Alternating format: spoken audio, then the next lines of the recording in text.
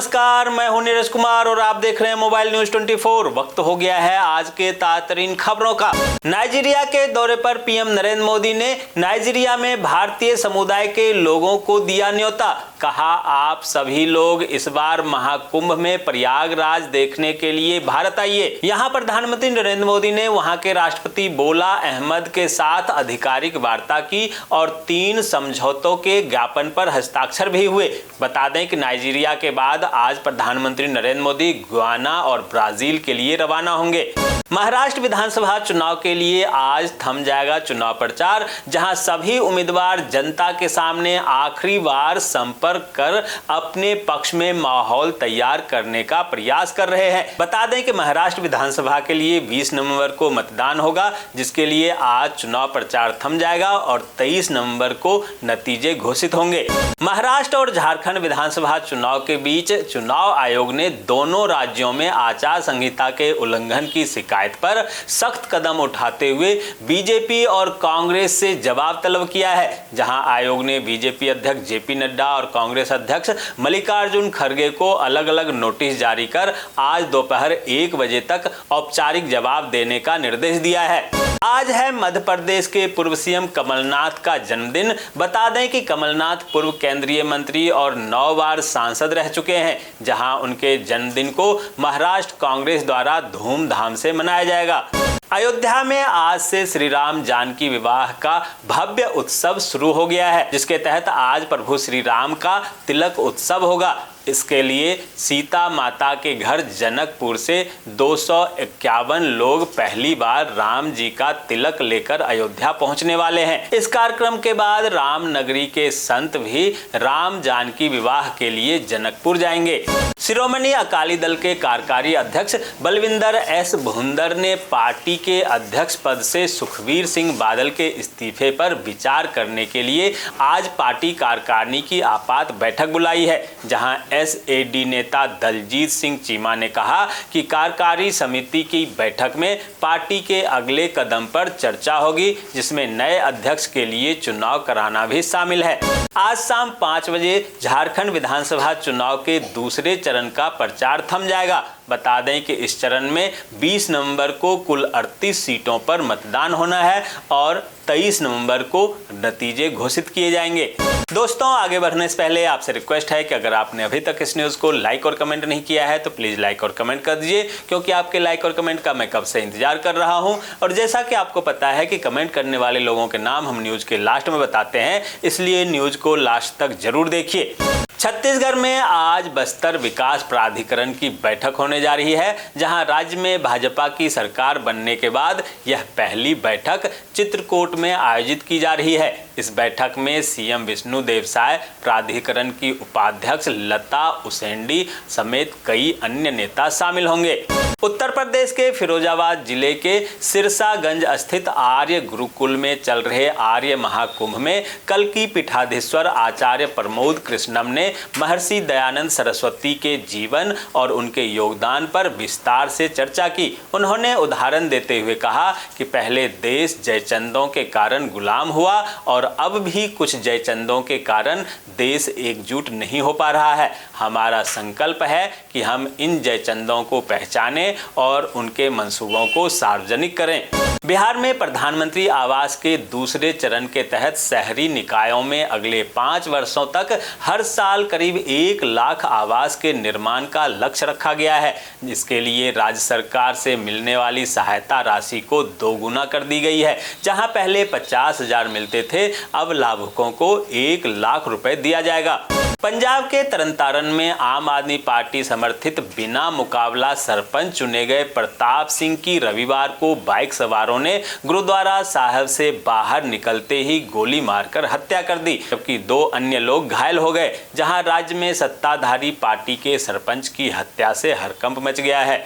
हरियाणा विधानसभा के शीतकालीन सत्र की तीसरे दिन की कार्यवाही आज 2 बजे से आरंभ होगी, जहां इस सत्र में महंगाई, गरीबी, खाद की कमी के साथ स्वास्थ्य सेवाओं पर चर्चा के दौरान कांग्रेस पार्टी हंगामा कर सकती है। आरएसएस प्रमुख मोहन भागवत ने उत्तराखंड में एक सभा को संबोधित करते हुए कहा कि भारत वैभवशाली था और वैभवशाली ही रहेगा। जीवन में शिक्षा का अति महत्व है। शिक्षा ही व्यक्ति और समाज को मजबूत बनाती है। शिक्षा और परिश्रम से ही सब कुछ प्राप्त किया जा सकता है। झारखंड के जामताड़ा जिले के कुंडी हित प्रखंड धोनिकडीह मैदान में भाजपा की संकल्प सभा को संबोधित करते हुए बीजेपी के राष्ट्रीय अध्यक्ष जेपी नड्डा ने झामुमो, कांग्रेस और राजद तीनों पार्टियों पर जमकर निशाना साधा और कहा कि पीएम नरेंद्र मोदी ने आदिवासियों के उत्थान के लिए काम किया है, जबकि ये लोग घुसपैठियों के उत्थान के लिए काम करते हैं। मध्य प्रदेश के छतरपुर बस स्टैंड पर पैटीज के ठेले पर रखे हुए सिलेंडर में अचानक ब्लास्ट हो गया, जहां ब्लास्ट इतना तेज था कि वहां अफरा तफरी मच गई। स्थानीय बाजार लगने के कारण घटना पर काफी भीड़ थी, जिसमें 20 लोग घायल हो गए। आनन फानन में घायलों को स्थानीय अस्पताल में भर्ती कराया गया, जहां प्रशासन जांच में जुट गई। शिमला में स्वामी रामकृष्ण आश्रम में भक्तों के 2 गुटों के बीच झड़प हो गई, जिसमें 5 लोग घायल हो गए। बताया जा रहा है कि प्रार्थना के दौरान ही भक्तों के 2 समूह आपस में पत्थर फेंककर एक दूसरे पर हमला करने लगे। आश्रम में प्रार्थना और ध्यान के बाद ये झगड़ा शुरू हुआ। भक्तों के एक समूह ने यह आरोप लगाते हुए विरोध प्रदर्शन किया कि उन्हें आश्रम में प्रवेश करने की अनुमति नहीं दी जा रही है। जम्मू कश्मीर की पीडीपी नेता इल्तिजा मुफ्ती ने रविवार को जम्मू कश्मीर में सत्ताधारी नेशनल कॉन्फ्रेंस पर योग्यता की हत्या करने का आरोप लगाया और कहा कि आरक्षण को तर्कसंगत बनाने पर पार्टी द्वारा किए गए झूठे वादे सच नहीं हो सकते। झूठे वादे करके युवाओं को पार्टी गुमराह कर रही है। महाराष्ट्र विधानसभा चुनाव के बीच मुख्यमंत्री एकनाथ शिंदे ने बड़ा बयान दिया। उन्होंने कहा कि मैं सीएम पद की रेस में नहीं हूं, लेकिन ये भी तय है कि सीएम महायुति का ही होगा। बंगाल के मुर्शिदाबाद के बेलडागा में कार्तिक पूजा के दौरान 2 समूहों के बीच झड़प हो गया, जहां ईंट पत्थर चलने के बाद लोगों ने भागीरथी एक्सप्रेस ट्रेन को बेलडागा स्टेशन पर करीब 4 घंटे तक रोक दिया। वहीं टायर जलाया और तोड़फोड़ के दौरान पुलिस की गाड़ियों में भी आग लगा दी।